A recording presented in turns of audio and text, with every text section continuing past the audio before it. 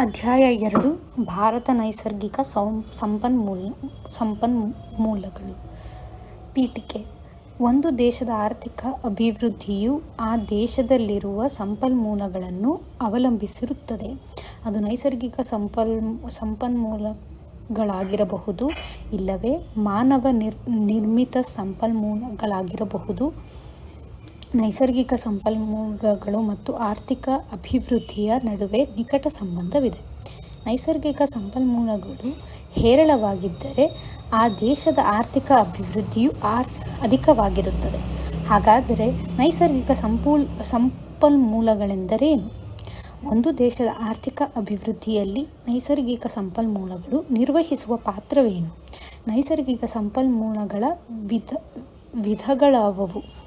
ಭಾರತದಲ್ಲಿನ ಪ್ರಮುಖ ಅರಣ್ಯ, ಭೂಮಿ, ಜಲ ಮತ್ತು ಖನಿಜ ಸಂಪನ್ಮೂಲಗಳ ಪ್ರಮಾಣವೆಷ್ಟು ಎಂಬ ಪ್ರಶ್ನೆಗಳಿಗೆ ಉತ್ತರಗಳನ್ನು ನೀಡುವ ಹಾಗೂ ನೈಸರ್ಗಿಕ ಸಂಪನ್ಮೂಲಗಳ ಸ್ಥಿತಿಗಳ ಕುರಿತು ಈ ಅಧ್ಯಾಯವು ತಿಳಿಸುತ್ತದೆ. ನೈಸರ್ಗಿಕ ಸಂಪನ್ಮೂಲಗಳ ಅರ್ಥ: ಮಾನವನಿಗೆ ಉಪಯುಕ್ತವಾಗುವ ಎಲ್ಲ ವಸ್ತುಗಳನ್ನು ಸಂಪನ್ಮೂಲಗಳು ಎನ್ನಲಾಗುತ್ತದೆ. ಒಂದು ದೇಶದ ಆರ್ಥಿಕ ಅಭಿವೃದ್ಧಿಯ ಪ್ರಕ್ರಿಯೆಯಲ್ಲಿ ನೈಸರ್ಗಿಕ ಮತ್ತು ಮಾನವ ನಿರ್ಮಿತ ಸಂಪನ್ಮೂಲಗಳ ಪಾತ್ರ ನಿರ್ಣಾಯಕವಾದದ್ದು. ನೈಸರ್ಗಿಕ ಸಂಪನ್ಮೂಲಗಳು ಪ್ರಮುಖವಾಗಿ ಭೂಮಿ, ನೀರು, ಅರಣ್ಯ, ಖನಿಜ ಸಂಪನ್ಮೂಲಗಳನ್ನು ಒಳಗೊಂಡಿದ್ದು, ಮಾನವನ ಬಯಕೆಗಳನ್ನು ತೃಪ್ತಿಪಡಿಸುವ ನೈಸರ್ಗಿಕ ಸರಕುಗಳಾಗಿ ಇಂತಹ ನೈಸರ್ಗಿಕ ಸಂಪನ್ಮೂಲಗಳು ದೇಶದ ಸಂಪತ್ತನ್ನು ಹೆಚ್ಚಿಕೊಳ್ಳಲು ಲಭ್ಯವಿರುವ ಅತ್ಯಮೂಲ್ಯ ಸಾಧನೆಗಳಾಗಿವೆ.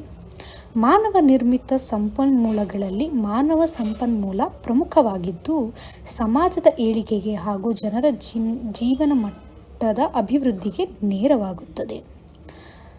ಆರ್ಥಿಕತೆಯಲ್ಲಿ ನೈಸರ್ಗಿಕ ಸಂಪನ್ಮೂಲಗಳ ಪ್ರಾಮುಖ್ಯತೆ: ಭಾರತವು ವಿಪುಲ ನೈಸರ್ಗಿಕ ಸಂಪನ್ಮೂಲಗಳನ್ನು ಹೊಂದಿರುವ ರಾಷ್ಟ್ರವಾಗಿದ್ದರೂ, ಸೂಕ್ತ ಹಾಗೂ ಸಮರ್ಪಕ ಮಾನವ ಬಂಡವಾಳದ ಕೊರತೆಯಿಂದ ದೇಶದ ಆರ್ಥಿಕ ಅಭಿವೃದ್ಧಿಯಲ್ಲಿ ನೈಸರ್ಗಿಕ ಸಂಪನ್ಮೂಲಗಳ ದಕ್ಷ ಬಳಕೆಯಾಗುತ್ತಿಲ್ಲ. ದೇಶದ ಆರ್ಥಿಕ ಅಭಿವೃದ್ಧಿಯಲ್ಲಿ ನೈಸರ್ಗಿಕ ಸಂಪನ್ಮೂಲಗಳು ನಿರ್ವಹಿಸಿದ ಪ್ರಮುಖ ಪಾತ್ರಗಳೇನೆಂದರೆ: 1. ಕೃಷಿ ಅಭಿವೃದ್ಧಿ. ಕೃಷಿಯು ಪ್ರಮುಖವಾಗಿ ಪ್ರಕೃತಿಯಾಧಾರಿತ ಕಸುಬುವಾಗಿದೆ. ಉತ್ತಮ ಗುಣಮಟ್ಟದ ಹವಾಗುಣ, ಫಲವತ್ತತೆಯ ಮಣ್ಣು, ಉತ್ತಮ ಮಳೆಯ ಹಂಚಿಕೆ ಆಹಾರ ಉತ್ಪಾದನೆಯಲ್ಲಿ ಗಣನೀಯ ಹೆಚ್ಚಳಕ್ಕೆ ಕಾರಣವಾಗುತ್ತದೆ. 2. ಕೈಗಾರಿಕಾ ಅಭಿವೃದ್ಧಿ. ಭಾರತದಲ್ಲಿ ಯಥೇಚ್ಛವಾಗಿ ಲಭ್ಯವಿರುವ ವಿವಿಧ ರೀತಿಯ ಖನಿಜಾಂಶಗಳು ಅನೇಕ ಕೈಗಾರಿಕೆಗಳಿಗೆ ಬೇಕಾದ ಕಚ್ಚಾ ವಸ್ತುಗಳನ್ನು ಪೂರೈಸುತ್ತವೆ. ಉದಾಹರಣೆ: ಕಬ್ಬಿಣ ಮತ್ತು ಉಕ್ಕು ಕೈಗಾರಿಕೆ, ಸಿಮೆಂಟು ಕೈಗಾರಿಕೆ, ರಾಸಾಯನಿಕ ಕೈಗಾರಿಕೆಗಳಿಗೆ ಅಗತ್ಯವಿರುವ ವಿವಿಧ ರೀತಿಯ ಕಚ್ಚಾ ವಸ್ತುಗಳನ್ನು ಒದಗಿಸುತ್ತದೆ. 3. ಸಾರಿಗೆ ಸಂಪರ್ಕ ವ್ಯವಸ್ಥೆಯ ಅಭಿವೃದ್ಧಿಗೆ ಇಂಧನದ ಪೂರೈಕೆ. ದಕ್ಷ ಸಾರಿಗೆ ಮತ್ತು ಸಂಪರ್ಕ ವ್ಯವಸ್ಥೆಯು ಯಾವುದೇ ದೇಶದ ಆರ್ಥಿಕ ವ್ಯವಸ್ಥೆಯಲ್ಲಿ ಕೃಷಿ, ಕೈಗಾರಿಕೆ, ಮಾರುಕಟ್ಟೆ ವಿಸ್ತರಣೆ ಹಾಗೂ ವ್ಯಾಪಾರಗಳ ಅಭಿವೃದ್ಧಿಯಲ್ಲಿ ನಿರ್ಣಾಯಕ ಪಾತ್ರ ನಿರ್ವಹಿಸುತ್ತದೆ. ಅಂತಹ ದಕ್ಷ ಸಾರಿಗೆ ವ್ಯವಸ್ಥೆಯು ಸಂಪರ್ಕವಾದ ಪೆಟ್ರೋಲಿಯಂ ಉತ್ಪನ್ನಗಳ ಪೂರೈಕೆಯನ್ನು ಅವಲಂಬಿಸಿದೆ. 4. ಜನಸಂಖ್ಯೆಯ ಅಗತ್ಯಗಳ ಪೂರೈಕೆ. ನೈಸರ್ಗಿಕ ಸಂಪನ್ಮೂಲಗಳು ಜನರ ಅಗತ್ಯಗಳನ್ನು ಪೂರೈಸುವುದರ ಮೂಲಕ ಅವರ ಜೀವನ ಮಟ್ಟದ ಹೆಚ್ಚಳಕ್ಕೆ ಕಾರಣವಾಗುತ್ತದೆ. 5. ದೇಶದ ರಕ್ಷಣೆ. ದೇಶದ ಆಂತರಿಕ ಭದ್ರತೆ ಹಾಗೂ ಬಾಹ್ಯ ರಕ್ಷಣೆಗೆ ಅಗತ್ಯವಿರುವ ಎಲ್ಲ ರಕ್ಷಣೆ ಸಲಕರಣೆ ಸಾಧನೆಗಳ ಉತ್ಪಾದನೆಗೆ ಅಗತ್ಯವಿರುವ ಖನಿಜಗಳನ್ನು ನಿಸರ್ಗವು ಪೂರೈಸುತ್ತದೆ. ಹೀಗೆ ಒಂದು ದೇಶದಲ್ಲಿ ಲಭ್ಯವಿರುವ ಸಂಪನ್ಮೂಲಗಳ ದಕ್ಷ ಬಳಕೆಯು ಆರ್ಥಿಕ ಅಭಿವೃದ್ಧಿಯನ್ನು ಉತ್ತೇಜಿಸುತ್ತದೆ. ಆದರೆ ನೈಸರ್ಗಿಕ ಸಂಪನ್ಮೂಲಗಳ ಅತಿಯಾದ ಬಳಕೆ ಮತ್ತು ದುರ್ಬಳಕೆಯು ದೇಶದ ಪರಿಸರ ಮತ್ತು ಆರ್ಥಿಕತೆಯ ಮೇಲೆ ಭೀಕರ ಪರಿಣಾಮಗಳನ್ನು ಬೀರುತ್ತವೆ. ಆದ್ದರಿಂದ ನೈಸರ್ಗಿಕ ಸಂಪನ್ಮೂಲಗಳ ಬಳಕೆಯು ಆ ಸಂಪನ್ಮೂಲಗಳ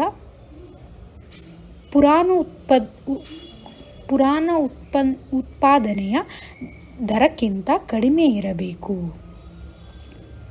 ನೈಸರ್ಗಿಕ ಸಂಪನ್ಮೂಲಗಳ ವರ್ಗೀಕರಣ. ನೈಸರ್ಗಿಕ ಸಂಪನ್ಮೂಲಗಳನ್ನು ಪ್ರಮುಖವಾಗಿ ಅವುಗಳ ನವೀಕರಣದ ಮತ್ತು ಹಂಚಿಕೆಯ ಸ್ವರೂಪದ ಮೇಲೆ ವರ್ಗಿಸಲಾಗಿದೆ. ನವೀಕರಣದ ಆಧಾರದ ಮೇಲೆ ನೈಸರ್ಗಿಕ ಸಂಪನ್ಮೂಲಗಳನ್ನು 2 ಭಾಗವಾಗಿ ವಿಂಗಡಿಸಲಾಗಿದೆ.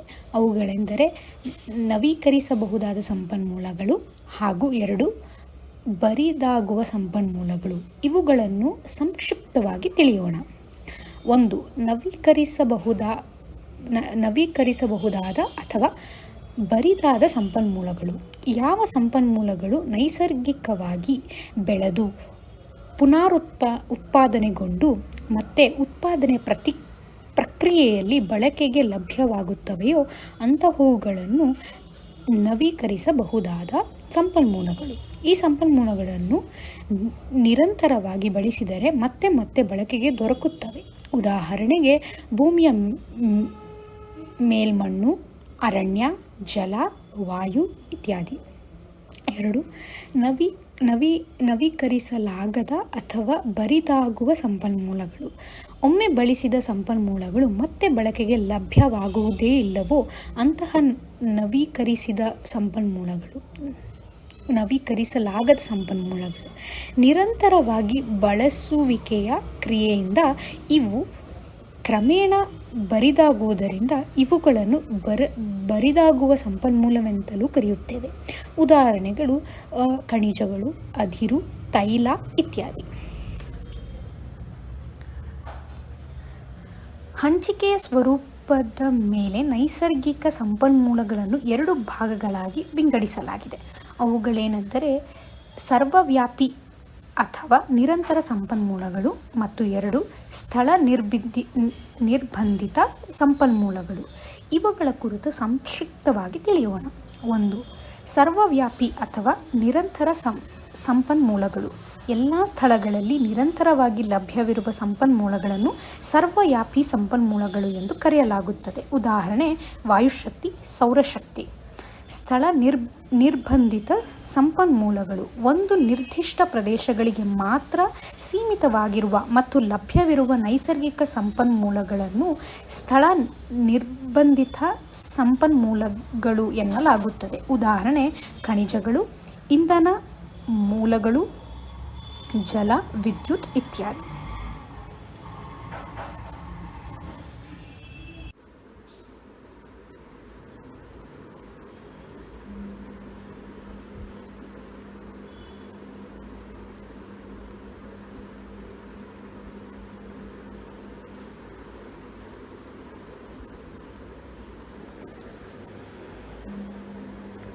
ಭೂ ಸಂಪನ್ಮೂಲ.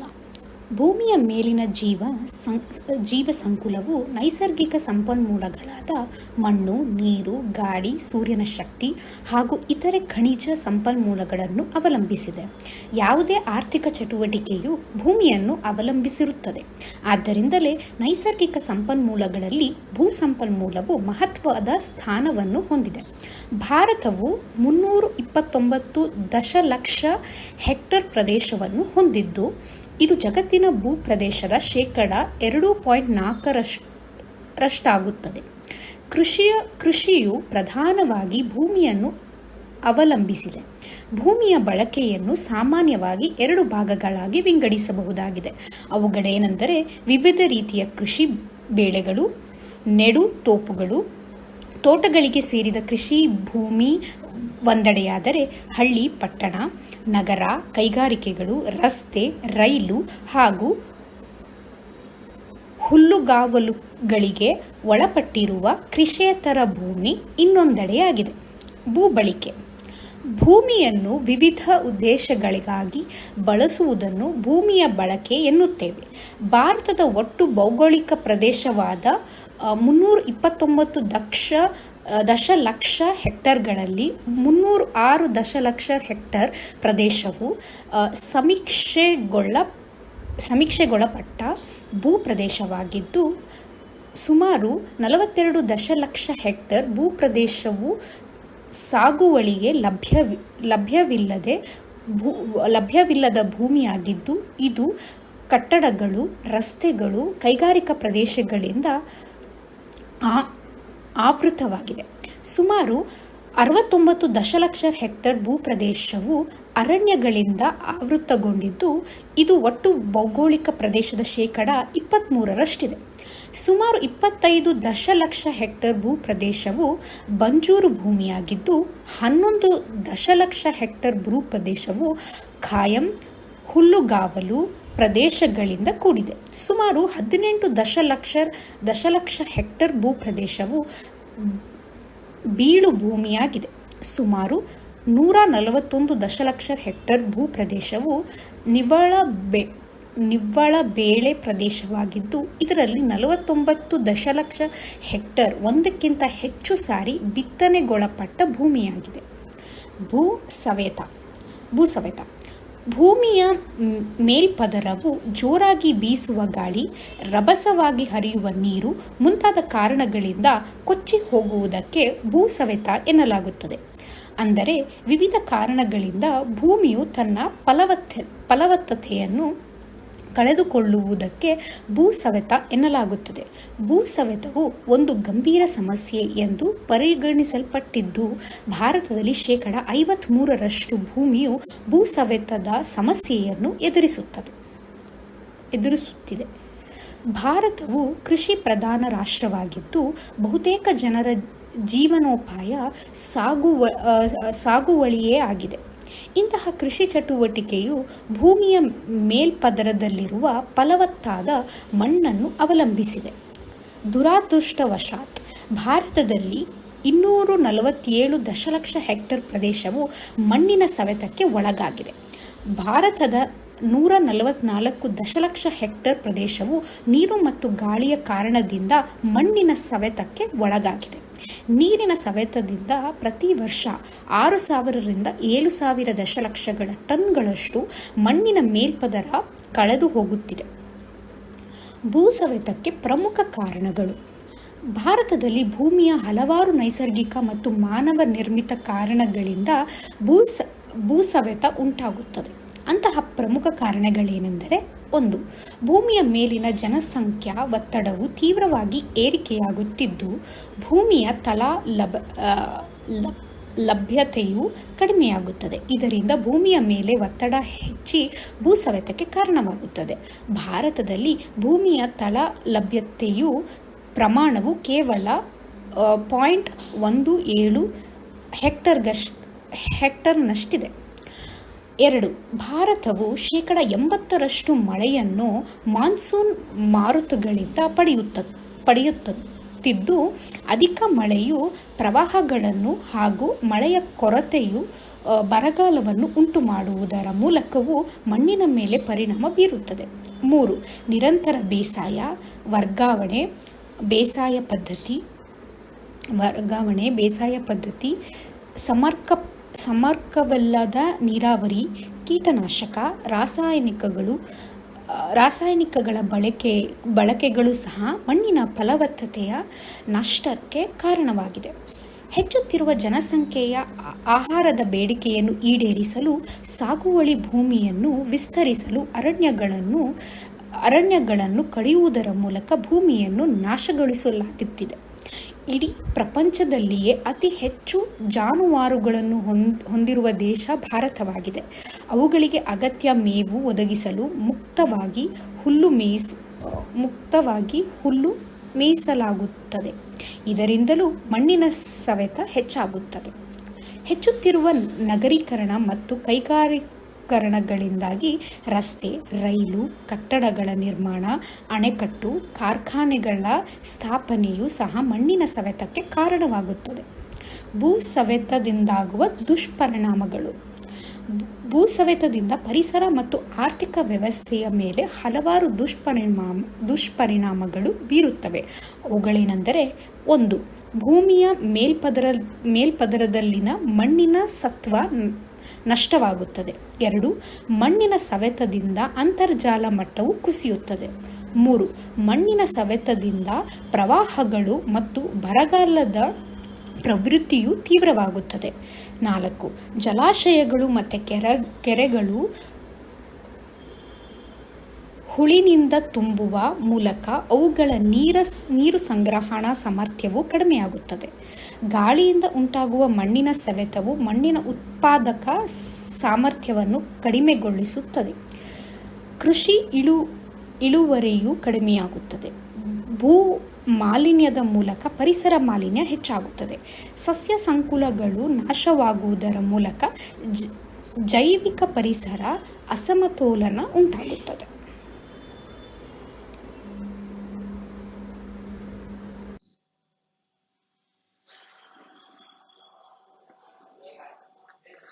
ಭೂ ಸಂರಕ್ಷಣಾ ಕ್ರಮಗಳು. ಮಣ್ಣಿನ ಫಲವತ್ತತೆಯನ್ನು ಹೆಚ್ಚಿಸುವ ಪ್ರಕ್ರಿಯೆಗೆ ಭೂ ಸಂರಕ್ಷಣೆ ಎನ್ನಲಾಗುತ್ತದೆ.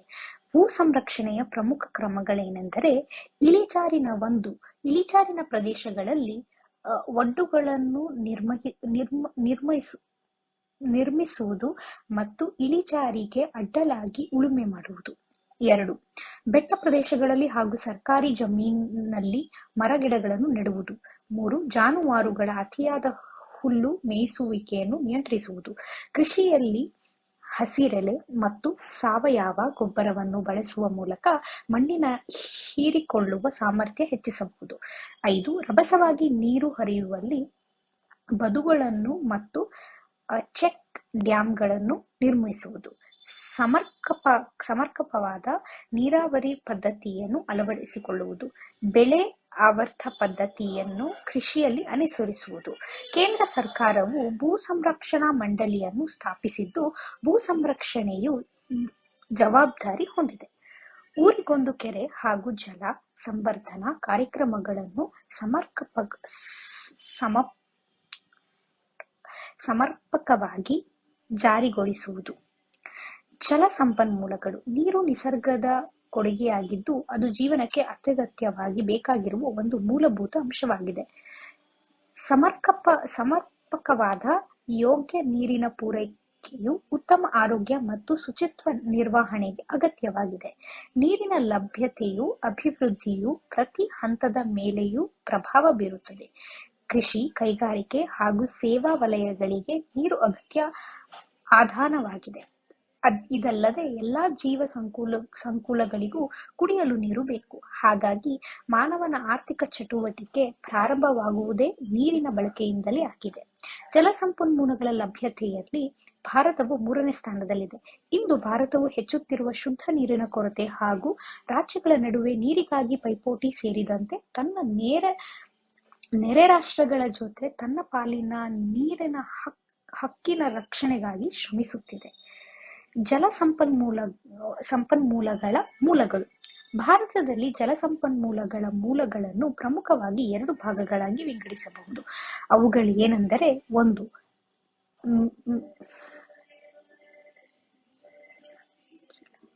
ಮೇಲ್ಮಲೈ ಜಲ ಮತ್ತು 2ನೇದು ಅಂತರ್ಜಲ. ಮೇಲ್ಮಲೈ ಜಲ ಭೂಮಿಯ ಮೇಲ್ಭಾಗದಲ್ಲಿರುವ ಕುಂಟೆಗಳು, ಕೆರೆಗಳು, ಕಾಲುವೆಗಳು, ನದಿಗಳು ಮತ್ತು ಸರೋವರಗಳು ಮೇಲ್ಮಯ ಜಲದ ಪ್ರಮುಖ ಮೂಲಗಳಾಗಿವೆ. ಮಳೆ ನೀರು ಮೇಲ್ಮಯ ಜಲಕ್ಕೆ ಪ್ರಮುಖ ಮೂಲವಾಗಿದ್ದು 80% ಮಳೆಯು ನೈಋತ್ಯ ಮಾನ್ಸೂನ್ ಮಾರುತಗಳಿಂದ ಬರುತ್ತದೆ. ಆದರೆ ಇದು ಅನಿಶ್ಚಿತ ಮತ್ತು ಅಕಾಲಿಕತೆಯಿಂದ ಕೂಡಿದೆ. ಭಾರತವು ಹಲವಾರು ನದಿಗಳನ್ನು ಹೊಂದಿದ್ದು ಜಲಾನಯನ ಪ್ರದೇಶಗಳನ್ನು ನಿರ್ಮಿಸಿದೆ. ಭಾರತದಲ್ಲಿ ಲಭ್ಯವಿರುವ ಮೇಲ್ಮೈ ಜಲವನ್ನು ಅಧಿಕವಾಗಿ ನೀರಾವರಿ ಮತ್ತು ಕೈಗಾರಿಕೆಗಳಲ್ಲಿ ಬಳಸಲಾಗುತ್ತಿದೆ. ಅಲ್ಲದೆ ಮೀನುಗಾರಿಕೆ, ಜಲಸಂಚಾರ, ಗೃಹ ಬಳಕೆಗೆ ನೀರು ತುಂಬಾ ಅಗತ್ಯವಿದೆ. ಅಂತರ್ಜಲ ಭೂಮಿಯ ಗರ್ಭದಲ್ಲಿ ಅಡಗಿಸಿರುವ ಸುಪ್ತ ಜಲವನ್ನು ಅಂತರ್ಜಲ ಎನ್ನಲಾಗುತ್ತದೆ. ಇದು ಪ್ರಮುಖವಾಗಿ ಬಾವಿಗಳು, ಕೊಳವೆ ಬಾವಿಗಳು ಮತ್ತು ಚಿಲುಮೆಗಳ ಮೂಲಗಳಿಂದ ದೊರೆಯುತ್ತದೆ.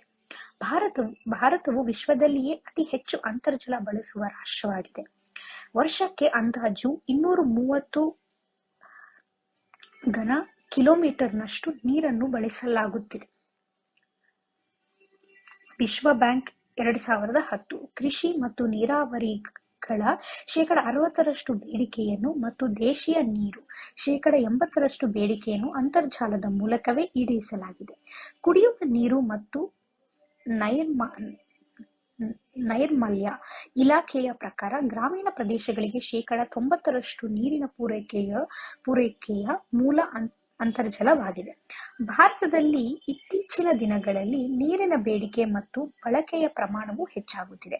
ತೀವ್ರ ಜನಸಂಖ್ಯೆಯ ಬೆಳವಣಿಗೆ, ಕೃಷಿ ಮತ್ತು ಕೈಗಾರಿಕಾ ಪ್ರಗತಿ, ಕೈಗಾರೀಕರಣದಿಂದ ತೀವ್ರಗೊಳ್ಳುತ್ತಿರುವ ನಗರೀಕರಣ, ಸುಧಾರಿಸದ ಮೂಲಭೂತ ಸೇವೆಗಳ ಪ್ರಕ್ರಿಯೆ ಕಾರಣವಾಗಿದೆ.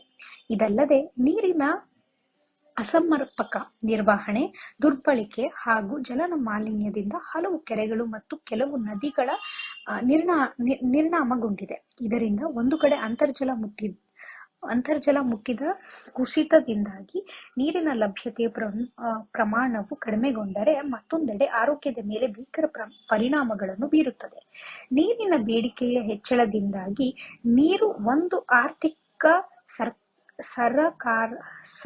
ಸರಕಾಗಿ ಮಾರ್ಪಾಟು ಹೊಂದಿದೆ. ಹಾಗಾಗಿ ಉತ್ತಮ ಕುಡಿಯುವ ನೀರಿನ ಬೆಲೆಯನ್ನು ತರಬೇಕಾಗಿದೆ. ಇದರಿಂದಾಗಿ ನೀರಿನ ಮೇಲೆ ವೆಚ್ಚದ ಪ್ರಮಾಣವು ಹೆಚ್ಚಾಗುತ್ತದೆ. ಅರಣ್ಯ ಸಂಪನ್ಮೂಲಗಳು. ಭಾರತವು ನೈಸರ್ಗಿಕ ವೈವಿಧ್ಯತೆಯಿಂದ ಸಮೃದ್ಧವಾಗಿದೆ. ಅರಣ್ಯವು ಕೃಷಿ ನಂತರ ಅತಿ ಹೆಚ್ಚು ಭೂಮಿಯನ್ನು ಬಳಕೆ ಮಾಡಿಕೊಳ್ಳುವ ಪ್ರಮುಖ ವಲಯವಾಗಿದೆ. ಅರಣ್ಯಗಳು ಹಲವಾರು ಪ್ರಾಣಿ, ಪಕ್ಷಿ ಮತ್ತು ಸಸ್ಯ ಪ್ರಭೇದಗಳ ಆಶ್ರಯ ತಾಣವಾಗಿದೆ. ಇಂತಹ ಅರಣ್ಯಗಳು ಜಗತ್ತಿನಾದ್ಯಂತ ವಿಸ್ತರಿಸಿದೆ. ಅರಣ್ಯಗಳ ವಿಧಗಳು ಒಂದು ಪ್ರದೇಶದಿಂದ ಮತ್ತೊಂದು ಪ್ರದೇಶಕ್ಕೆ ವಿಭಿನ್ನವಾಗಿರುತ್ತವೆ. ಇವು ನೈಸರ್ಗಿಕವಾಗಿ ಬೆಳೆಯುತ್ತವೆ, ಆದರೆ ಮಾನವನ ಚಟುವಟಿಕೆಗಳು ಅರಣ್ಯ ಮೇಲೆ ಧನಾತ್ಮಕವಾಗಿ ಮತ್ತು ನಕಾರಾತ್ಮಕವಾಗಿ ಪರಿಣಾಮಗಳನ್ನು ಬೀರುತ್ತವೆ. ಭಾರತದಲ್ಲಿ 6,37,293 ಚದರ ಕಿಲೋಮೀಟರ್ ಪ್ರದೇಶ ಅರಣ್ಯಗಳಿಂದ ಕೂಡಿದ್ದು, ಇದು ಭಾರತದ ಒಟ್ಟು ಭೌಗೋಳಿಕ ಪ್ರದೇಶದ 19.39% ಇದೆ.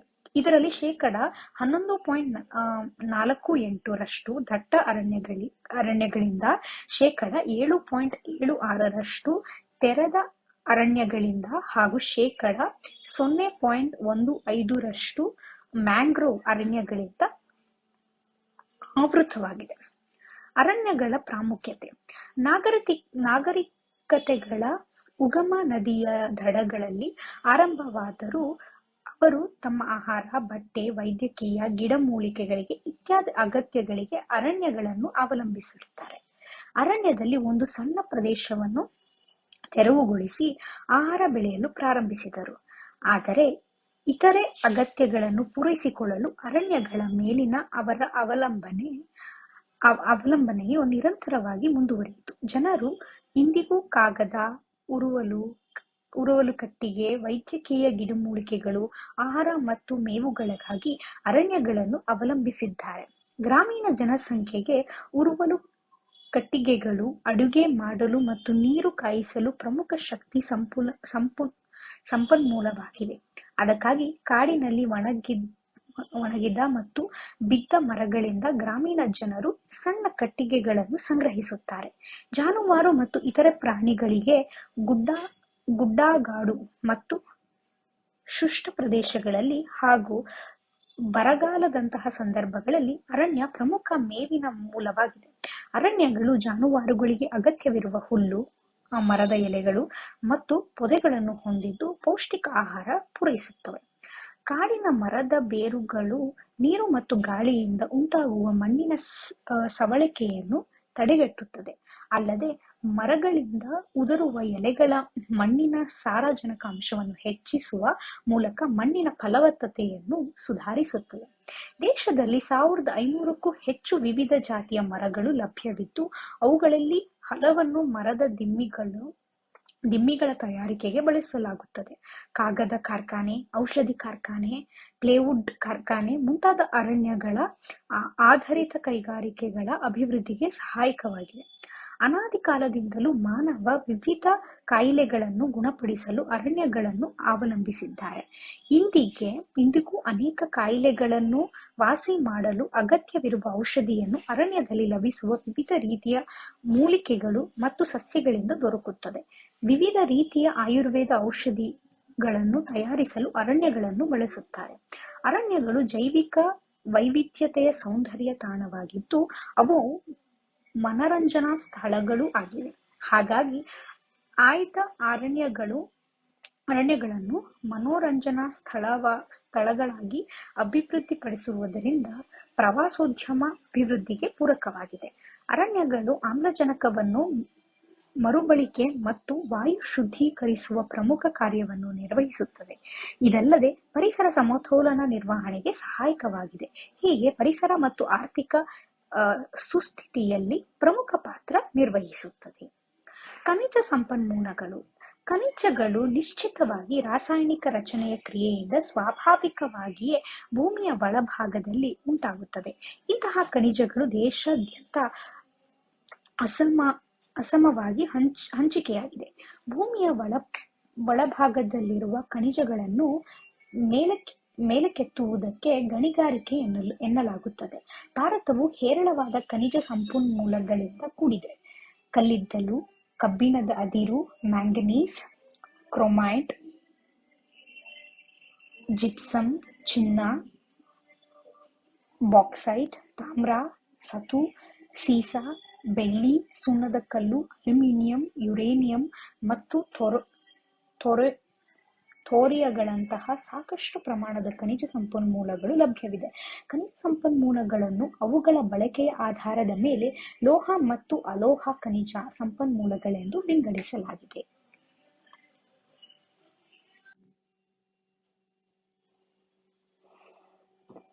ಲೋಹ ಖನಿಜ ಸಂಪನ್ಮೂಲಗಳು. ಲೋಹಗಳಿಂದ ಕೂಡಿರುವ ಖನಿಜಗಳಿಗೆ ಲೋಹಪೂರಿತ ಖನಿಜ ಸಂಪನ್ಮೂಲಗಳೆಂದು ಕರೆಯಲಾಗುತ್ತದೆ.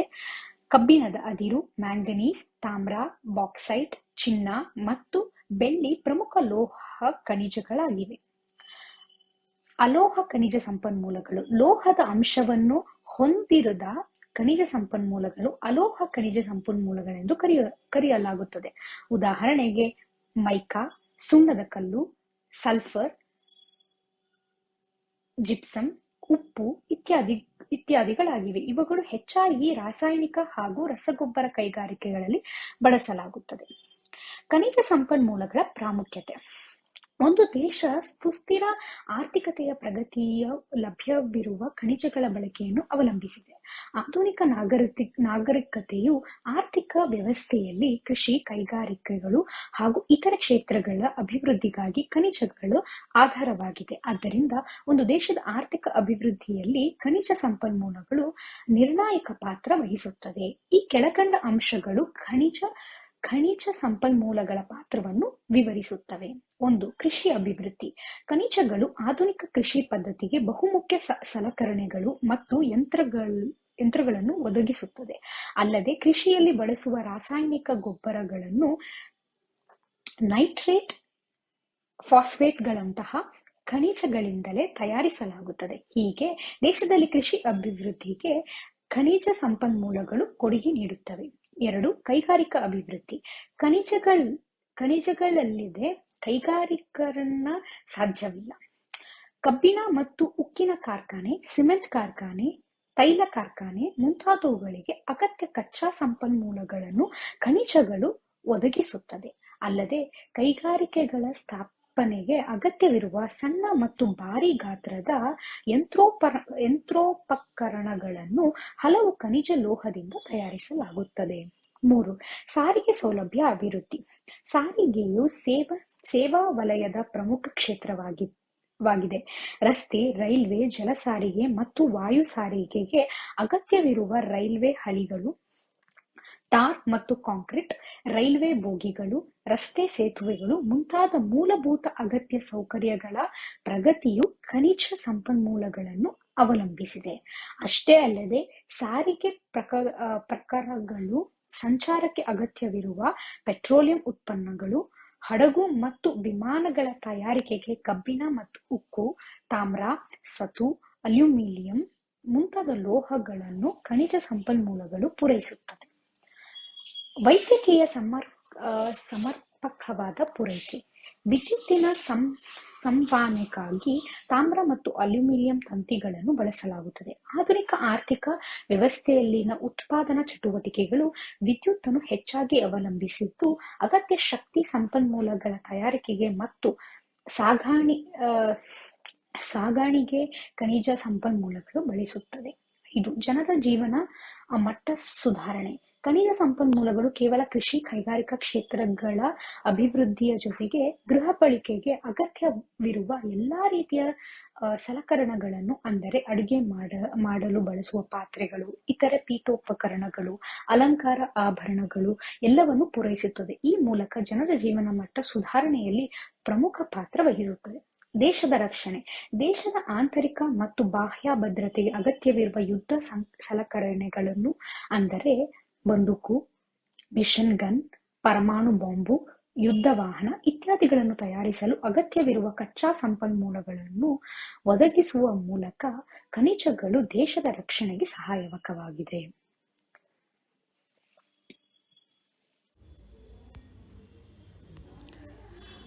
ಭಾರತದ ಪ್ರಮುಖ ಖನಿಜ ಸಂಪನ್ಮೂಲಗಳು. ಕಬ್ಬಿಣದ ಅದಿರು. ಕಬ್ಬಿಣದ ಅದಿರು ಉಕ್ಕು ಉತ್ಪಾದನೆಯಲ್ಲಿ ಪ್ರಮುಖ ಪಾತ್ರ ವಹಿಸುತ್ತದೆ. ಇದು ದೇಶದ ರಫ್ತುಗಳಿಕೆಯಲ್ಲಿ ಮಹತ್ವದ ಪಾತ್ರವನ್ನು ಹೊಂದಿದೆ. ಪ್ರಪಂಚದ ಒಟ್ಟು ಕಬ್ಬಿಣದ ಅದಿರಿನ ನಿಕ್ಷೇಪದಲ್ಲಿ 20% ಭಾರತದಲ್ಲಿದೆ ಹೊಂದಿದೆ. ಭಾರತದಲ್ಲಿ ಉತ್ತಮ ಗುಣಮಟ್ಟದ ಕಬ್ಬಿಣದ ಅದಿರು ಬಿಹಾರ, ಒಡಿಶಾ ಮತ್ತು ಮಧ್ಯಪ್ರದೇಶಗಳಲ್ಲಿ ದೊರೆಯುತ್ತದೆ. ಕಡಿಮೆ ಗುಣಮಟ್ಟದ ಕಬ್ಬಿಣದ ಅದಿರು ತಮಿಳುನಾಡು, ಮಹಾರಾಷ್ಟ್ರ, ಆಂಧ್ರಪ್ರದೇಶಗಳಲ್ಲಿ ದೊರೆಯುತ್ತದೆ. ಚಿಕ್ಕಮಗಳೂರು ಜಿಲ್ಲೆಯ ಕುದುರೆಮುಖ ಮತ್ತು ಕೆಮ್ಮಣ್ಣುಗುಂಡಿಗಳಲ್ಲಿ ಕಬ್ಬಿಣದ ಅದಿರಿನ ನಿಕ್ಷೇಪಗಳಿವೆ. ಅಲ್ಲದೆ ಭದ್ರಾವತಿಯಲ್ಲಿ ಕಬ್ಬಿಣ ಮತ್ತು ಉಕ್ಕಿನ ಕಾರ್ಖಾನೆ ಸ್ಥಾಪನೆಯಾಗಿದೆ. ಪ್ರಸ್ತುತ ಭಾರತವು ಇಡೀ ವಿಶ್ವದಲ್ಲಿಯೇ ಉಕ್ಕನ್ನು ಅತಿ ಕಡಿಮೆ ವೆಚ್ಚದಲ್ಲಿ ಉತ್ಪಾದಿಸುವ ರಾಷ್ಟ್ರವಾಗಿದೆ. ಮ್ಯಾಂಗನೀಸ್ ಅದಿರು ಪ್ರಮುಖವಾಗಿ ಪದರು ಶಿಲೆ ಮತ್ತು ರೂಪಾಂತರ ಶಿಲೆಗಳಲ್ಲಿ ಆಕ್ಸಿಡೈಸ್ ರೂಪದಲ್ಲಿ ದೊರೆಯುತ್ತದೆ. ಇದನ್ನು ಉಕ್ಕು, ಪ್ಲಾಸ್ಟಿಕ್ ಮತ್ತು ಗಾಜಿನ ಉತ್ಪಾದನೆಯಲ್ಲಿ ಬಳಸಲಾಗುತ್ತದೆ. ಭಾರತದಲ್ಲಿ ಮ್ಯಾಂಗನೀಸ್ ಅದಿರು ಬಿಹಾರ, ಆಂಧ್ರಪ್ರದೇಶ, ಕರ್ನಾಟಕ, ಪಶ್ಚಿಮ ಬಂಗಾಳ, ಮಧ್ಯಪ್ರದೇಶ ಹಾಗೂ ಒಡಿಶಾ ರಾಜ್ಯಗಳಲ್ಲಿ ಹೇರಳವಾಗಿ ದೊರಕುತ್ತದೆ. ಬಾಕ್ಸೈಟ್ 20ನೇ ಶತಮಾನದಲ್ಲಿ ಬಳಕೆಯಾಗುತ್ತಿರುವ ಅತ್ಯದ್ಭುತ ಲೋಹವೆಂದೇ ಪರಿಗಣಿಸಲ್ಪಟ್ಟಿದೆ. ಅಲ್ಯೂಮಿನಿಯಂ ತಯಾರಿಕೆಗೆ ಬಾಕ್ಸೈಟ್ ಒಂದು ಕಚ್ಚಾ ವಸ್ತುವಾಗಿ ಅತ್ಯವಶ್ಯಕವಾಗಿದೆ. ವಿಮಾನಗಳ ತಯಾರಿಕೆಗೆ, ವಿದ್ಯುತ್ ಸಲಕರಣೆಗಳು ಹಾಗೂ ಗೃಹೋಪಯೋಗಿ ಸಲಕರಣೆಗಳ ತಯಾರಿಕೆಯಲ್ಲಿ ಅಲ್ಯೂಮಿನಿಯಂ ಹೆಚ್ಚಾಗಿ ಬಳಸಲಾಗುತ್ತದೆ. ಭಾರತದಲ್ಲಿ ಪ್ರಮುಖವಾಗಿ ಮಧ್ಯಪ್ರದೇಶ, ಬಿಹಾರ, ಜಮ್ಮು ಮತ್ತು ಕಾಶ್ಮೀರ, ಮಹಾರಾಷ್ಟ್ರ, ಗೋವಾ, ಗುಜರಾತ್, ಕರ್ನಾಟಕ, ತಮಿಳುನಾಡು, ಆಂಧ್ರಪ್ರದೇಶ ಮತ್ತು ಒಡಿಶಾ ರಾಜ್ಯಗಳಲ್ಲಿ ಬಾಕ್ಸೈಟ್ ದೊರಕುತ್ತದೆ. ಅಬ್ರಕ ಕಾಗೆ ಬಂಗಾರ ಎಂತಲೇ ಪ್ರಸಿದ್ಧವಾಗಿರುವ ಅಬ್ರಕ ವಿದ್ಯುತ್ ಉಪಕರಣಗಳು, ಗಾಜು ಮತ್ತು ರೇಡಿಯೋ, ಟೆಲಿಫೋನ್, ಟೆಲಿಗ್ರಾಫ್ ಸಲಕರಣೆಗಳ ತಯಾರಿಕೆಯಲ್ಲಿ ಪ್ರಮುಖವಾಗಿ ಬೇಕಾದ ವಸ್ತುವಾಗಿದೆ. ಭಾರತವು ಇಡೀ ಪ್ರಪಂಚದಲ್ಲಿಯೇ ಅತಿ ಹೆಚ್ಚು ಅಬ್ರಕವನ್ನು ಉತ್ಪಾದಿಸುವ ದೇಶವಾಗಿದ್ದು, ಅದು ಪ್ರಪಂಚದ 80% ಉತ್ಪಾದಿಸುತ್ತದೆ. ಇದು ಪ್ರಮುಖವಾಗಿ ಬಿಹಾರ, ಆಂಧ್ರಪ್ರದೇಶ, ತಮಿಳುನಾಡು, ಕೇರಳ, ಕರ್ನಾಟಕ ರಾಜ್ಯಗಳಲ್ಲಿ ದೊರಕುತ್ತದೆ. ಚಿನ್ನವು ಅಲಂಕಾರಿಕ ವಸ್ತುವಾಗಿದ್ದು, ಆಭರಣಗಳ ತಯಾರಿಕೆಯಲ್ಲಿ ಹೆಚ್ಚಾಗಿ ಬಳಸಲಾಗುತ್ತದೆ. ಕರ್ನಾಟಕ ರಾಜ್ಯದ ಕೋಲಾರ ಜಿಲ್ಲೆಯ ಕೆಜಿಎಫ್ ಮತ್ತು ರಾಯಚೂರಿನ ಹಟ್ಟಿಯಲ್ಲಿ ಚಿನ್ನದ ನಿಕ್ಷೇಪಗಳಿವೆ. ತಮಿಳುನಾಡು, ಕೇರಳ ಮತ್ತು ಆಂಧ್ರಪ್ರದೇಶ ಕೆಲ ಭಾಗಗಳಲ್ಲಿಯೂ ಚಿನ್ನದ ನಿಕ್ಷೇಪಗಳಿವೆ. ತಾಮ್ರವು ವಿವಿಧ ಉಪಯೋಗಗಳಿಗೆ ಬಳಸುವ ಪ್ರಮುಖ ಲೋಹವಾಗಿದೆ. ಇದನ್ನು ವಿದ್ಯುತ್ ಉಪಕರಣಗಳ ತಯಾರಿಕೆಯಲ್ಲಿ ಮಾತ್ರವಲ್ಲದೆ ಕೈಗಾರಿಕಾ ಹಾಗೂ ಗೃಹ ವಸ್ತುಗಳ ತಯಾರಿಕೆಯಲ್ಲಿಯೂ ಬಳಸಲಾಗುತ್ತದೆ. ಭಾರತದಲ್ಲಿ ಪ್ರಮುಖವಾಗಿ ಬಿಹಾರ, ಮಧ್ಯಪ್ರದೇಶ, ಕರ್ನಾಟಕ, ಅಸ್ಸಾಂ, ಪಶ್ಚಿಮ ಬಂಗಾಳ, ತಮಿಳುನಾಡು, ಸಿಕ್ಕಿಂ ರಾಜಸ್ಥಾನಗಳಲ್ಲಿ ತಾಮ್ರದ ಅದಿರಿನ ನಿಕ್ಷೇಪಗಳಿವೆ. ಸತು ಮತ್ತು ಸೀಸ ಮಿಶ್ರಲೋಹಗಳ ತಯಾರಿಕೆಯಲ್ಲಿ ಸತು ಮತ್ತು ಸೀಸೆಗಳು ಹೆಚ್ಚು ಉಪಯುಕ್ತವಾಗಿವೆ. ಇವು ಹೆಚ್ಚಾಗಿ ಆಂಧ್ರಪ್ರದೇಶ, ಗುಜರಾತ್ ಮತ್ತು ಒಡಿಶಾ ರಾಜ್ಯಗಳಲ್ಲಿ ದೊರೆಯುತ್ತವೆ.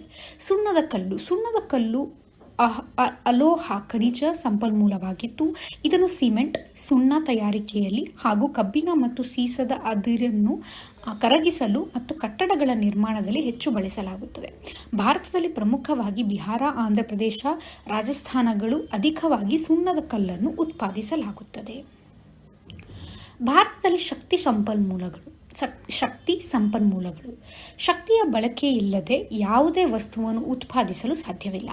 ಆರ್ಥಿಕತೆಯ ಯಾವುದೇ ಕ್ಷೇತ್ರದ ಅಭಿವೃದ್ಧಿಯು ಶಕ್ತಿ ಸಂಪನ್ಮೂಲಗಳಿಂದಲೇ ನಿರ್ಧಾರವಾಗುತ್ತದೆ. ಕೃಷಿ, ಕೈಗಾರಿಕೆ, ಗೃಹ ಬಳಕೆ, ಸೇವಾ ವಲಯದ ಕ್ಷೇತ್ರಗಳಲ್ಲೆಲ್ಲವಕ್ಕೂ ಶಕ್ತಿಯ ಅವಶ್ಯಕತೆ ಆಧಾನವಾಗಿದೆ. ಎಲ್ಲ ರೀತಿಯ ಅಭಿವೃದ್ಧಿ ಚಟುವಟಿಕೆಗಳು ನೇರವಾಗಿ ಅಥವಾ ಪರೋಕ್ಷವಾಗಿ ಶಕ್ತಿ ಸಂಪನ್ಮೂಲಗಳು ಅವಲಂಬಿಸಿದ್ದು, ಒಂದು ದೇಶದ ಶಕ್ತಿಯ ಬಳಕೆಯ ಮಟ್ಟವನ್ನು ಆರ್ಥಿಕ ಅಭಿವೃದ್ಧಿಯ ಸೂಚನೆಯಾಗಿ ಪರಿಗಣಿಸಲಾಗುತ್ತದೆ. ನೈಸರ್ಗಿಕವಾಗಿ ದೊರೆಯುವ ಕಲ್ಲಿದ್ದಲು, ಪೆಟ್ರೋಲಿಯಂ ಉತ್ಪನ್ನಗಳು, ನೈಸರ್ಗಿಕ ಅನಿಲ, ವಾಯು ಎಲ್ಲವೂ ಪ್ರಾಥಮಿಕ ಶಕ್ತಿ ಸಂಪನ್ಮೂಲವಾಗಿವೆ. ಇವುಗಳನ್ನು ವಿವಿಧ ಬಳಕೆಯ ರೂಪದಲ್ಲಿ ಪರಿವರ್ತಿಸಲಾಗುತ್ತದೆ. ಶಕ್ತಿ ಸಂಪನ್ಮೂಲಗಳು ಪ್ರಮುಖವಾಗಿ ಅವುಗಳ ಕಾಲಿನ ಬಳಕೆಯ ಆಧಾರದ ಮೇಲೆ ಸಾಂಪ್ರದಾಯಿಕ ಶಕ್ತಿ ಸಂಪನ್ಮೂಲಗಳು ಮತ್ತು ಅಸಾಂಪ್ರದಾಯಿಕ ಶಕ್ತಿ ಸಂಪನ್ಮೂಲಗಳು ಎಂದು ವಿಂಗಡಿಸಬಹುದಾಗಿದೆ. ಸಾಂಪ್ರದಾಯಿಕ ಶಕ್ತಿ ಸಂಪನ್ಮೂಲಗಳು. ಸಾಂಪ್ರದಾಯಿಕ ಶಕ್ತಿ ಸಂಪನ್ಮೂಲಗಳಲ್ಲಿ ಪ್ರಮುಖವಾಗಿ ಎರಡು ವಿಧಗಳಿದೆ. ಅವುಗಳೇನೆಂದರೆ ವಾಣಿಜ್ಯ ಶಕ್ತಿ ಸಂಪನ್ಮೂಲಗಳು. ವಾಣಿಜ್ಯ ಶಕ್ತಿ ಸಂಪನ್ಮೂಲಗಳು ಪ್ರಮುಖವಾಗಿ ಕಲ್ಲಿದ್ದಲು, ಪೆಟ್ರೋಲಿಯಂ, ನೈಸರ್ಗಿಕ ಅನಿಲ, ವಿದ್ಯುತ್ ಶಕ್ತಿಯನ್ನು ಒಳಗೊಂಡಿದ್ದು, ಇವುಗಳಲ್ಲಿ ಜಲವಿದ್ಯುತ್ತನ್ನು ಹೊರತುಪಡಿಸಿ ಉಳಿದವೆಲ್ಲವೂ ತೀರಿ ಹೋಗುವ ಶಕ್ತಿ ಸಂಪನ್ಮೂಲವಾಗಿದೆ. ವಾಣಿಜ್ಯೇತರ ಶಕ್ತಿ ಸಂಪನ್ಮೂಲಗಳು. ಇವುಗಳಲ್ಲಿ ಪ್ರಮುಖವಾಗಿ ಉರುವಲು ಕಟ್ಟಿಗೆ, ಸಗಣಿಯ ಬೆರಣಿ, ಕೃಷಿ ತ್ಯಾಜ್ಯ ಮುಂತಾದವುಗಳಿದ್ದು, ಇವು ನವೀಕರಿಸಬಹುದಾದ ಶಕ್ತಿ ಸಂಪನ್ಮೂಲಗಳಾಗಿವೆ. ಇವುಗಳನ್ನು ಸಾಮಾನ್ಯವಾಗಿ ಅಡುಗೆ ಮತ್ತು ಇತರ ಗೃಹ ಬಳಕೆ ಕಾರ್ಯಕ್ಕಾಗಿ ಬಳಸುತ್ತಾರೆ. ಅಸಾಂಪ್ರದಾಯಿಕ ಶಕ್ತಿ ಸಂಪನ್ಮೂಲಗಳು. ಅಸಾಂಪ್ರದಾಯಿಕ ಶಕ್ತಿ ಸಂಪನ್ಮೂಲಗಳಲ್ಲಿ ಸೌರಶಕ್ತಿ, ಪವನಶಕ್ತಿ, ಜೈವಿಕ ಅನಿಲ ಹಾಗೂ ಭೂ ಉಷ್ಣಶಕ್ತಿ ಇತ್ಯಾದಿಗಳು ಪ್ರಮುಖವಾದ ವಿಧಗಳು. ಭಾರತದ ಪ್ರಮುಖ ಶಕ್ತಿ ಸಂಪನ್ಮೂಲಗಳು. ಕಲ್ಲಿದ್ದಲು. ಕಲ್ಲಿದ್ದಲು ಪ್ರಪಂಚದಲ್ಲಿಯೇ ಹೇರಳವಾಗಿ ದೊರೆಯುವ ಪಳಿಯುಳಿಕೆ ಇಂಧನವಾಗಿದೆ. ಇದನ್ನು ಕಪ್ಪು ವಜ್ರ ಎಂದು ಕರೆಯಲಾಗುತ್ತದೆ. ಕಲ್ಲಿದ್ದಲನ್ನು ನೇರವಾಗಿ ಸುಡುವುದರಿಂದ sulphur oxide, nitric oxide, carbon dioxide ಅನಿಲಗಳು ಬಿಡುಗಡೆಯಾಗುವುದರಿಂದ ಮಾಲಿನ್ಯ ಹೆಚ್ಚಾಗುತ್ತದೆ. ಕಲ್ಲಿದ್ದಿನಲ್ಲಿ ಕಂಡುಬರುವ ಪ್ರಮುಖ ಅಂಶವೆಂದರೆ ಇಂಗಾಲವಾಗಿದ್ದು, ಕಲ್ಲಿದ್ದಲು ಒಳಗೊಂಡಿರುವ ನಿರ್ದಿಷ್ಟ ಕಾರ್ಬನ್ ಅಂಶದ ಆಧಾರದ ಮೇಲೆ ಕಲ್ಲಿದ್ದಲನ್ನು 3 ವಿಧಗಳಾಗಿ ವಿಂಗಡಿಸಬಹುದಾಗಿದೆ. ಅವುಗಳೇನೆಂದರೆ 1. ಆಂಥ್ರಾಸೈಟ್. ಕಲ್ಲಿದ್ದಿನಲ್ಲಿ ಕಾರ್ಬನ್ ಅಂಶ 95% ಹೆಚ್ಚು ಇದ್ದರೆ ಅದು ಆಂಥ್ರಾಸೈಟ್ ಕಲ್ಲಿದ್ದಲಾಗಿರುತ್ತದೆ. ಇದನ್ನು ತಯಾರಿಕಾ ವಲಯದಲ್ಲಿ ಮತ್ತು ಕೋಕ್ನನ್ನು ತಯಾರಿಸಲು ಬಳಸಲಾಗುತ್ತದೆ. ಬಿಟುಮಿನಸ್. ಕಲ್ಲಿದ್ದಲಿನಲ್ಲಿ ಕಾರ್ಬನ್ ಅಂಶ 42% 82% ಇದ್ದರೆ ಅದು ಬಿಟುಮಿನಸ್ ವರ್ಗಕ್ಕೆ ಸೇರಿದ ಕಲ್ಲಿದ್ದಲಾಗಿರುತ್ತದೆ. ಇದು ಪ್ರಪಂಚದ ಒಟ್ಟು ಕಲ್ಲಿದ್ದಲಿನ ಉತ್ಪಾದನೆ 80%ರಷ್ಟಿದೆ. ಲಿಗ್ನೈಟ್. ಕಲ್ಲಿದ್ದಿನಲ್ಲಿ 38% ಕಡಿಮೆ ಕಾರ್ಬನ್ ಅಂಶವಿದ್ದರೆ ಅದು ಲಿಗ್ನೈಟ್ ಎಂದು ಪರಿಗಣಿಸುತ್ತದೆ. ಒಟ್ಟು ಕಲ್ಲಿದ್ದಿನ ಉತ್ಪಾದನೆ 15% ಲಿಗ್ನೈಟ್ ಇರುತ್ತದೆ. ಇದು ಕಡಿಮೆ ತಾಪದ ಸಾಮರ್ಥ್ಯ ಹೊಂದಿರುವುದರಿಂದ ಇದನ್ನು ಸಾಮಾನ್ಯವಾಗಿ ಉಕ್ಕು ಉತ್ಪಾದನೆ ಘಟಕಗಳಲ್ಲಿ ಬಳಸಲಾಗುತ್ತದೆ. ಭಾರತದಲ್ಲಿ ಕಲ್ಲಿದ್ದಲನ್ನು ಪ್ರಮುಖವಾಗಿ ಬಿಹಾರದ ಬೊಕಾರೋ, ಪಶ್ಚಿಮ ಬಂಗಾಳದ ರಾಣಿಗಂಜ್, ಮಧ್ಯಪ್ರದೇಶದ ಜಾರ್ಖಂಡ್, ಮಹಾರಾಷ್ಟ್ರದ ರಾಜ್ಪುತ್ ಮತ್ತು ಆಂಧ್ರಪ್ರದೇಶದ ಸಿಂಗರಣಿಗಳಲ್ಲಿ ಉತ್ಪಾದಿಸಲಾಗುತ್ತದೆ. ಪೆಟ್ರೋಲಿಯಂ ಉತ್ಪನ್ನಗಳು. ಪೆಟ್ರೋಲಿಯಂನ್ನು ದ್ರವರೂಪದ ಚಿನ್ನ ಎಂಬುದಾಗಿ ಕರೆಯಲಾಗುತ್ತದೆ. ಪೆಟ್ರೋಲಿಯಂ ಉತ್ಪನ್ನಗಳು ಬಹು ಸಂಕೀರ್ಣವಾದ ಉರಿ ಹೊತ್ತಿಕೊಳ್ಳುವ ಗುಣ ಹೊಂದಿರುವ ಎಣ್ಣೆಯುಕ್ತ ಹೈಡ್ರೋಕಾರ್ಬನ್ಗಳ ಸಂಯುಕ್ತ ಮಿಶ್ರಣವಾಗಿದ್ದು, ಅದರಿಂದ ಇದನ್ನು ಉದ್ರವಪಾತದ ಪ್ರಕ್ರಿಯೆ ಮೂಲಕ ಶುದ್ಧೀಕರಣ ಮಾಡಲಾಗುತ್ತದೆ. ಇಂತಹ ಶುದ್ಧೀಕರಣದ ಪ್ರಕ್ರಿಯೆಯಲ್ಲಿ ವಿವಿಧ ತಾಪಮಾನಗಳಲ್ಲಿ ಹಲವು ವಿವಿಧ ಉತ್ಪನ್ನಗಳನ್ನು ಉತ್ಪಾದಿಸಲಾಗುತ್ತದೆ. ಅವುಗಳಲ್ಲಿ ಪೆಟ್ರೋಲಿಯಂ, ಅನಿಲ, ಸೀಮೆಎಣ್ಣೆ, ಪೆಟ್ರೋಲ್, ಡೀಸೆಲ್, ಇಂಧನ, ತೈಲ,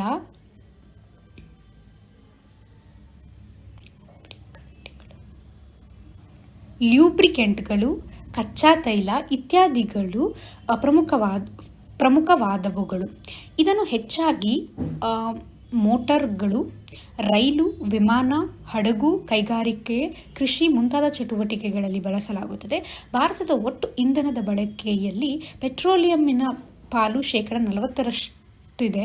ಭಾರತದಲ್ಲಿ ಹೆಚ್ಚಾಗಿ ಮಹಾರಾಷ್ಟ್ರ ಬಾಂಬೆ, ಕೇರಳದ ಕೊಚ್ಚಿನ್, ಗುಜರಾತಿನ ಅಂಕಲೇಶ್ವರ, ತಮಿಳುನಾಡಿನ ತಂಜಾವೂರು ಮುಂತಾದ ಪ್ರದೇಶಗಳಲ್ಲಿ ಪೆಟ್ರೋಲಿಯಂ ದೊರಕುತ್ತದೆ. ನೈಸರ್ಗಿಕ ಅನಿಲವು 90% ಮೀಥೇನ್ ಮತ್ತು ಉಳಿದ ಭಾಗವು ಪ್ರೋಪೇನ್ ಮತ್ತು ಈಥೇನ್ಗಳಿಂದ ಕೂಡಿರುವ ವಸ್ತುವಾಗಿದ್ದು, ಇದು ಸಹ ಒಂದು ಪಳೆಯುಳಿಕೆ ಇಂಧನವಾಗಿದೆ. ನೈಸರ್ಗಿಕ ಅನಿಲವನ್ನು ಹೆಚ್ಚಾಗಿ ಕಚ್ಚಾ ತೈಲ ನಿಕ್ಷೇಪಗಳ ಬಳಿಯಲ್ಲಿಯೇ ಉತ್ಪಾದಿಸಲಾಗುತ್ತದೆ. ಇದು ಹಲವಾರು ವರ್ಷಗಳ ಹಿಂದೆ ಸತ್ತ ಪ್ರಾಣಿಗಳು ಮತ್ತು ಸಸ್ಯಗಳ ಭೂಮಿಯ ಒಳಗಡೆ ವಿಘಟನೆಯನ್ನು ಹೊಂದುವ ಮೂಲಕ ರಚನೆಗೊಂಡ ಶಕ್ತಿ ಮೂಲವಾಗಿದೆ. ಸಾಂದ್ರೀಕೃತ ನೈಸರ್ಗಿಕ ಅನಿಲವನ್ನು CNG ಸಾರ್ವಜನಿಕ ಸಾರಿಗೆ ವ್ಯವಸ್ಥೆಯಲ್ಲಿ ಬಳಸಲಾಗುತ್ತಿದೆ. ಇದರಿಂದ ಪ್ರಮುಖ ನಗರ ಪ್ರದೇಶಗಳಲ್ಲಿನ ವಾಯು ಮಾಲಿನ್ಯ ಸಮಸ್ಯೆಯನ್ನು ನಿವಾರಿಸಬಹುದಾಗಿದೆ. ಸೌರಶಕ್ತಿ. ಸೂರ್ಯನ ಪ್ರಸ್ತುತ ಮಾನವ ಬಳಸುವ ಶಕ್ತಿಯ ಪ್ರಮಾಣಕ್ಕಿಂತ 10,000 ಪಟ್ಟು ಅಧಿಕ ಶಕ್ತಿಯನ್ನು ಪ್ರತಿ ವರ್ಷ ನೀಡುತ್ತಾನೆ.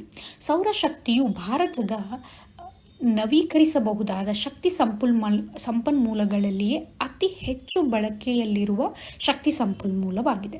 ಸೌರಶಕ್ತಿಯನ್ನು ಸೂರ್ಯನ ಕಿರಣ ಸಹಾಯದಿಂದ ವಿದ್ಯುಜ್ಜನಕ ಕೋಶಗಳನ್ನು ಬಳಸುವ ಮೂಲಕ ಉತ್ಪಾದಿಸಲಾಗುತ್ತದೆ.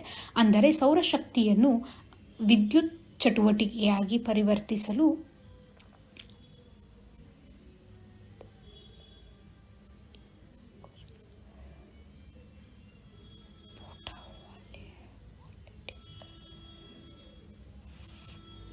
ಫೋಟೋವಾಲ್ಟಾನಿಕ್ ಕೋಶಗಳು ಬಳಸಲಾಗುತ್ತದೆ.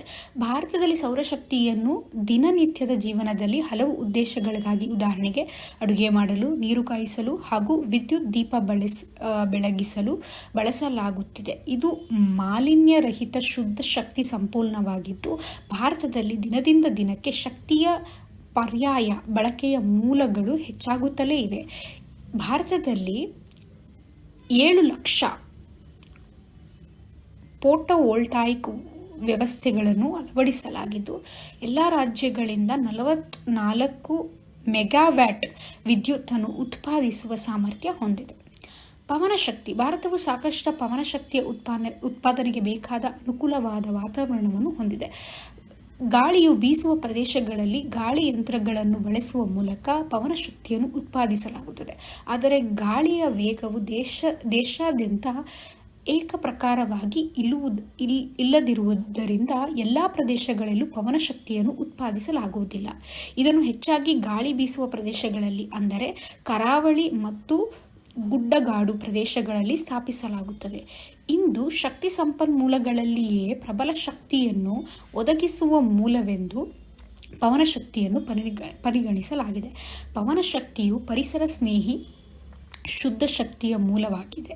ಪವನಶಕ್ತಿಯನ್ನು ಉತ್ಪಾದಿಸುವ ಪ್ರಾರಂಭದ ಹೂಡಿಕೆಯು ದುಬಾರಿಯಾಗಿದ್ದರೂ ಭವಿಷ್ಯದಲ್ಲಿ ಇದು ಸಾಕಷ್ಟು ಅನುಕೂಲತೆಗಳನ್ನು ತಂದುಕೊಟ್ಟಿದೆ. ಭಾರತದಲ್ಲಿ ಗಾಳಿ ಸಂಪನ್ಮೂಲ ಅಂದಾಜು ಕಾರ್ಯಕ್ರಮವು 24 ರಾಜ್ಯಗಳಲ್ಲಿ 800 ಗಾಳಿ ಆವರಿಸುವ ಕೇಂದ್ರಗಳನ್ನು ಮತ್ತು 193 ಗಾಳಿ ಮೇಲ್ವಿಚಾರಣಾ ಕೇಂದ್ರಗಳಲ್ಲಿ ಒಳಗೊಂಡಿದೆ. ಒಟ್ಟಾರೆಯಾಗಿ ಭಾರತದ 13 ರಾಜ್ಯಗಳಲ್ಲಿ 45,000 ಮೆಗಾವ್ಯಾಟ್ ಪವನ ಶಕ್ತಿಯನ್ನು ಉತ್ಪಾದಿಸುವ ಸಾಮರ್ಥ್ಯ ಹೊಂದಿದೆ. ಜಲವಿದ್ಯುತ್. ನೀರಿನ ಸಹಾಯದಿಂದ ವಿದ್ಯುತ್ತನ್ನು ಉತ್ಪಾದಿಸುವುದು ಅತ್ಯಂತ ಹಳೆಯ ವಿಧಾನವಾಗಿದೆ. ಇದು ವ್ಯಾಪಕವಾಗಿ ಬಳಸುವ ನವೀಕರಿಸಬಹುದಾದ ಪ್ರಮುಖ ಮೂಲವಾಗಿದೆ. ಜಲ ವಿದ್ಯುತ್ ಶಕ್ತಿಯನ್ನು ಗುರುತ್ವಾಬಲದ ಸಹಾಯದಿಂದ ನೀರನ್ನು ಹಾಯಿಸುವ ಅಥವಾ ಬೀಳಿಸುವ ಮೂಲಕ ವಿದ್ಯುತ್ತನ್ನು ಉತ್ಪಾದಿಸಲಾಗುತ್ತದೆ. ಇಲ್ಲಿ ಇಂಧನವನ್ನು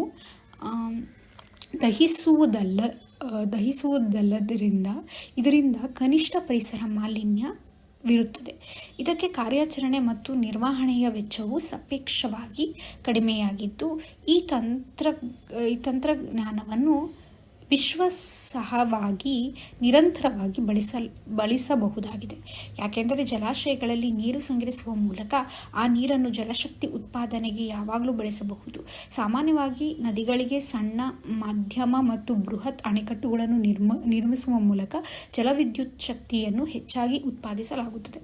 ಕರ್ನಾಟಕದ ಶಿವನ ಸಮುದ್ರದ ಬಳಿ ಮೊದಲ ಬಾರಿಗೆ 1902ರಲ್ಲಿ ಜಲವಿದ್ಯುತ್ ಶಕ್ತಿಯ ಉತ್ಪಾದನೆಯನ್ನು ಪ್ರಾರಂಭಿಸಲಾಯಿತು. ಹಿರಾಕೂಡು, ದಾಮೋದರ್, ಬಕ್ರಾನಂಗಲ್, ನಾಗಾರ್ಜುನ ಸಾಗರ, ಕೋಸಿ, ಫರಾಕ್ ಅಣೆಕಟ್ಟುಗಳು ಭಾರತದಲ್ಲಿ ಪ್ರಮುಖ ಜಲವಿದ್ಯುತ್ ಉತ್ಪಾದನೆ ಕೇಂದ್ರವಾಗಿದೆ.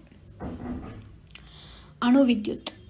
ಅಣುವಿದ್ಯುತ್ತನ್ನು ಉತ್ಪಾದಿಸಲು ಪ್ರಮುಖವಾಗಿ ಯುರೇನಿಯಂ ಮತ್ತು ಥುರೇನಿಯಂ ಪ್ರಮಾಣಗಳನ್ನು ಬಳಸಲಾಗುತ್ತದೆ. ಕಲ್ಲಿದ್ದಿನಿಂದ ಪಡೆಯುವ ಶಕ್ತಿಗಿಂತ ಅಗಾಧ ಪ್ರಮಾಣದ ಶಕ್ತಿಯನ್ನು ಈ ಪರಮಾಣುಗಳಿಂದ ಉತ್ಪಾದಿಸಬಹುದಾಗಿದೆ. 1948ರಲ್ಲಿ ಭಾರತದಲ್ಲಿ ಅಣುಶಕ್ತಿ ಆಯೋಗವನ್ನು ಸ್ಥಾಪಿಸಿದೆ. ಇದು ದೇಶದಲ್ಲಿ ಪರಮಾಣು ವಿಜ್ಞಾನಿಗಳ ಸಂಶೋಧನೆಯನ್ನು ಸಂಘಟಿಸುವುದು, ಪರಮಾಣು ಸಂಶೋಧನೆಯನ್ನು ಉತ್ತೇಜಿಸುವುದು, ಅದಕ್ಕಾಗಿ ತರಬೇತಿ ನೀಡುವುದು ಮತ್ತು ಪರಮಾಣು ಖನಿಜಗಳ ಅನ್ವೇಷಣೆ ಕಾರ್ಯವನ್ನು ನಿರ್ವಹಿಸುತ್ತದೆ. ಭಾರತದಲ್ಲಿ 7 ಅಣುಶಕ್ತಿ ಸ್ಥಾವರಗಳಿದ್ದು 21 ನ್ಯೂಕ್ಲಿಯರ್ ರಿಯಾಕ್ಟರ್ಗಳು ಕಾರ್ಯಾಚರಣೆ ಮಾಡುತ್ತವೆ. ಈ ಮೂಲಕ 5308 ಮೆಗಾವ್ಯಾಟ್ ಅಳವಡಿಕೆ ಸಾಮರ್ಥ್ಯವನ್ನು ಸೃಷ್ಟಿಸಲಾಗಿದೆ. 1969ರಲ್ಲಿ ಮಹಾರಾಷ್ಟ್ರದ ತಾರಾಪುರದಲ್ಲಿ ಮೊದಲ ಬಾರಿಗೆ ಅಣುಶಕ್ತಿ ಕೇಂದ್ರವನ್ನು ಸ್ಥಾಪಿತವಾಯಿತು. ನಂತರ ಉತ್ತರ ಪ್ರದೇಶದ ನರೋರ್, ರಾಜ್ಯದ ರಾಣಾ ಪ್ರತಾಪ್ ಸಾಗರ್, ಗುಜರಾತ್ ಕಾಕ್ರಾಪಾರ್, ತಮಿಳುನಾಡಿನ ಕಲ್ಪಕಂ ಮತ್ತು ಕುಂಡಕುಲಂ ಹಾಗೂ ಕರ್ನಾಟಕದ ಕೈಗಾ ಪ್ರದೇಶಗಳಲ್ಲಿ ಸ್ಥಾಪಿತಗೊಂಡಿವೆ. ಅಭ್ಯಾಸ. ಈ ಕೆಳಗಿನ ಪ್ರಶ್ನೆಗಳಿಗೆ 4 ಪರ್ಯಾಯ ಉತ್ತರಗಳನ್ನು ಕೊಡಲಾಗಿದೆ. ಅವುಗಳಲ್ಲಿ ಸೂಕ್ತವಾದ ಉತ್ತರವನ್ನು ಆರಿಸಿ ಬರೆಯಿರಿ. ಪ್ರಶ್ನೆ 1. ಎಲ್ಲ ಸ್ಥಳಗಳಲ್ಲಿ ನಿರಂತರವಾಗಿ ಲಭ್ಯವಿರುವ ಸಂಪನ್ಮೂಲಗಳೆಂದರೆ? ಆಯ್ಕೆ 1 ವಾಯು, ಆಯ್ಕೆ 2 ಖನಿಜ, ಆಯ್ಕೆ 3 ಪೆಟ್ರೋಲಿಯಂ, ಆಯ್ಕೆ 4 ಕಲ್ಲಿದ್ದಲು. ಎರಡನೇ ಪ್ರಶ್ನೆ. ಮಹಾರಾಷ್ಟ್ರದ ತಾರಾಪುರದಲ್ಲಿ ಅಣುಶಕ್ತಿ ಕೇಂದ್ರವನ್ನು ಡ್ಯಾಶ್ ರಲ್ಲಿ ಸ್ಥಾಪಿಸಲಾಯಿತು. ಆಯ್ಕೆ 1 1999, ಆಯ್ಕೆ 2 1989, ಆಯ್ಕೆ 3 1979, ಆಯ್ಕೆ 4 1969. ಮೂರನೇ ಪ್ರಶ್ನೆ. ಅತಿ ಹೆಚ್ಚು ಕಾರ್ಬನ್ ಅಂಶ ಹೊಂದಿರುವ ಕಲ್ಲಿದ್ದಿಲಿನ ವಿಧವು ಡ್ಯಾಶ್. ಆಯ್ಕೆ 1 ಆಂಥ್ರಸೈಟ್, ಆಯ್ಕೆ 2 ಬಿಟುಮಿನಸ್, ಆಯ್ಕೆ 3 ಲಿಗ್ನೈಟ್, ಆಯ್ಕೆ 4 ಯಾವುದೂ ಇಲ್ಲ. ನಾಲ್ಕನೇ ಪ್ರಶ್ನೆ. ಮಣ್ಣಿನ ಸವೆತಕ್ಕೆ ಕಾರಣವಾಗುವ ಪ್ರಮುಖವಾದ ಅಂಶಗಳೇನೆಂದರೆ ಡ್ಯಾಶ್. ಆಯ್ಕೆ 1 ರಭಸವಾಗಿ ಹರಿಯುವ ನೀರು, ಆಯ್ಕೆ 2 ಜೋರಾಗಿ ಬೀಸುವ ಗಾಳಿ, ಆಯ್ಕೆ 3 ರಾಸಾಯನಿಕಗಳ ಬಳಕೆ, ಆಯ್ಕೆ 4 ಮೇಲಿನ ಎಲ್ಲವೂ. ಐದನೇ ಪ್ರಶ್ನೆ. ಅತಿ ಹೆಚ್ಚು ಚಿನ್ನವನ್ನು ಉತ್ಪಾದಿಸುವ ರಾಜ್ಯ ಡ್ಯಾಶ್. ಆಯ್ಕೆ 1 ಕರ್ನಾಟಕ, ಆಯ್ಕೆ 2 ತಮಿಳುನಾಡು, ಆಯ್ಕೆ 3 ಮಧ್ಯಪ್ರದೇಶ್, ಆಯ್ಕೆ 4 ಆಂಧ್ರಪ್ರದೇಶ್. ಭಾಗ 2. ಈ ಕೆಳಗಿನ ವಾಕ್ಯಗಳಲ್ಲಿ ಖಾಲಿ ಬಿಟ್ಟ ಸ್ಥಳವನ್ನು ತುಂಬಿರಿ. ಭಾರತದಲ್ಲಿ ಅಣುಶಕ್ತಿ ಆಯೋಗವನ್ನು ಡ್ಯಾಶ್ ರಲ್ಲಿ ಸ್ಥಾಪಿಸಿದೆ. ಪ್ರಶ್ನೆ 2. ನೈಸರ್ಗಿಕ ಅನಿಲವು ಡ್ಯಾಶ್ ಮತ್ತು ಡ್ಯಾಶ್ಗಳಿಂದ ಕೂಡಿರುವ ವಸ್ತುವಾಗಿದೆ. ಮೂರನೇ ಪ್ರಶ್ನೆ. ಮ್ಯಾಂಗನೀಸ್ ಅದರು ಪ್ರಮುಖವಾಗಿ ಡ್ಯಾಶ್ ಮತ್ತು ಡ್ಯಾಶ್ ಶಿಲೆಗಳಲ್ಲಿ ಆಕ್ಸೈಡ್ ರೂಪದಲ್ಲಿ ದೊರೆಯುತ್ತದೆ. ಪ್ರಶ್ನೆ 4. ಪೆಟ್ರೋಲಿಯಂ ಅನ್ನು ದ್ರವ ರೂಪದ ಡ್ಯಾಶ್ ಎಂದು ಕರೆಯುತ್ತಾರೆ. ಪ್ರಶ್ನೆ 5. ಕಾಗೆ ಬಂಗಾರ ಎಂದು ಡ್ಯಾಶ್ ಖನಿಜವನ್ನು ಕರೆಯಲಾಗುತ್ತದೆ. ಮೂರನೇ ಭಾಗ. ಈ ಕೆಳಗಿನ ಪ್ರಶ್ನೆಗಳಿಗೆ ಒಂದು ವಾಕ್ಯದಲ್ಲಿ ಉತ್ತರಿಸಿ. ಮೊದಲನೇ ಪ್ರಶ್ನೆ. ನೈಸರ್ಗಿಕ ಸಂಪನ್ಮೂಲದ ಅರ್ಥ ಬರೆಯಿರಿ. ಎರಡನೇ ಪ್ರಶ್ನೆ. ಶುದ್ಧ ಶಕ್ತಿ ಸಂಪನ್ಮೂಲಕ್ಕೆ ಒಂದು ಉದಾಹರಣೆ ಕೊಡಿ. ಮೂರನೇ ಪ್ರಶ್ನೆ ಭೂ ಬಳಕೆ ಎಂದರೇನು? ನಾಲ್ಕನೇ ಪ್ರಶ್ನೆ ಅಂತರ್ಜಲ ಎಂದರೇನು? ಐದನೇ ಪ್ರಶ್ನೆ ಸೌರಶಕ್ತಿ ಎಂದರೇನು? ನಾಲ್ಕನೇ ವಿಭಾಗ, ಈ ಕೆಳಗಿನ ಪ್ರಶ್ನೆಗಳಿಗೆ 2 ಅಥವಾ 3 ವಾಕ್ಯಗಳಲ್ಲಿ ಉತ್ತರಿಸಿ. ಮೊದಲನೇ ಪ್ರಶ್ನೆ, ನೈಸರ್ಗಿಕ ಸಂಪನ್ಮೂಲಗಳ ಪ್ರಕಾರಗಳಾವವು? ಎರಡನೇ ಪ್ರಶ್ನೆ, ಸಾಂಪ್ರದಾಯಿಕ ಮತ್ತು ಅಸಾಂಪ್ರದಾಯಿಕ ಶಕ್ತಿ ಸಂಪನ್ಮೂಲಗಳಾವವು? ಮೂರನೇ ಪ್ರಶ್ನೆ, ಅರಣ್ಯಗಳ 4 ಉಪಯೋಗಗಳನ್ನು ಬರೆಯಿರಿ. ನಾಲ್ಕನೇ ಪ್ರಶ್ನೆ, ಕಲ್ಲಿದ್ದಲಿನ ವಿಧಗಳಾವವು?